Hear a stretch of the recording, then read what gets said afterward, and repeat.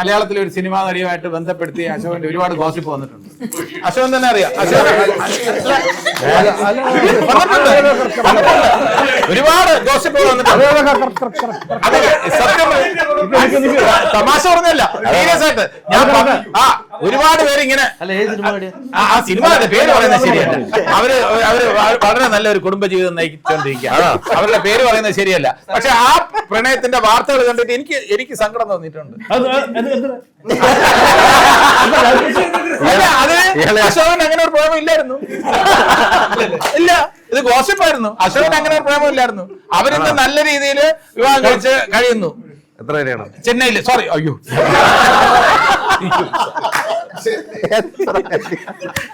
ചെന്നൈയിൽ എത്രയോ ആൾക്കാർ അത് അറിഞ്ഞാലും കുഴപ്പമൊന്നുമില്ല. രണ്ടുപേർക്കും അങ്ങോട്ടും ഇങ്ങോട്ടും പ്രേമമില്ലായിരുന്നു. പക്ഷെ ഗോസിപ്പ് കല്യാണം അവർ കഴിച്ചു.